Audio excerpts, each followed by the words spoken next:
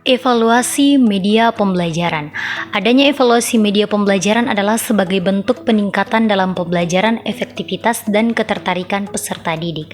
Tujuan evaluasi media pembelajaran adalah untuk memilih media pembelajaran yang akan dipergunakan di kelas, untuk melihat prosedur penggunaan media, untuk memeriksa apakah tujuan penggunaan media tersebut telah tercapai, menilai kemampuan guru menggunakan media, memberikan informasi untuk kepentingan administrasi, dan untuk memperbaiki media itu sendiri. Ada beberapa tujuan juga mengapa perlu diadakannya evaluasi media pembelajaran. Yang pertama, menentukan keefektifan pembelajaran. Kedua, menentukan kualitas media tersebut dapat meningkatkan ataupun diperbaiki. Yang berikut, menentukan apakah media itu cost efektif dilihat dari hasil belajar peserta didik.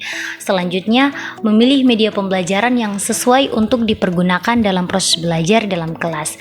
Kelima, menentukan apakah isi pelajaran sudah tepat disajikan dalam media itu. Selanjutnya, menilai kemampuan tenaga pendidik menggunakan media pembelajaran. Yang berikut, mengetahui apakah media pembelajaran itu benar memberi sumbangan terhadap hasil belajar seperti yang dinyatakan.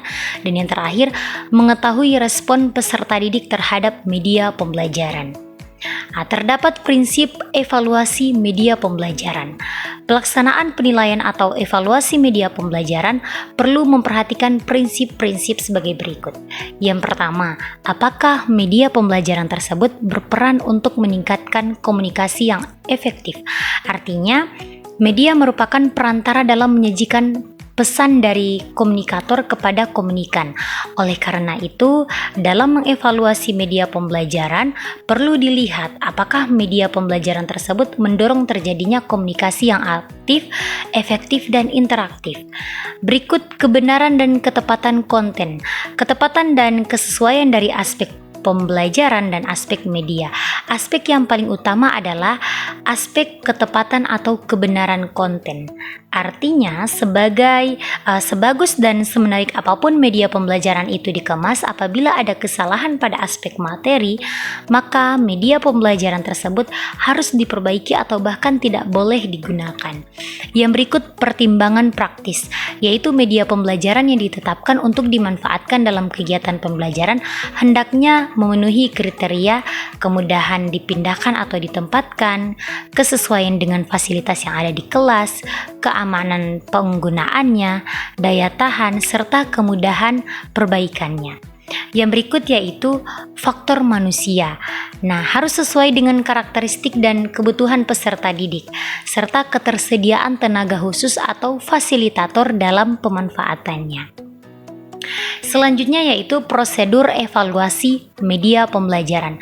Adapun langkah-langkah atau prosedur evaluasi media pembelajaran sebagai berikut. Yang pertama, evaluasi formatif atau formative evaluation.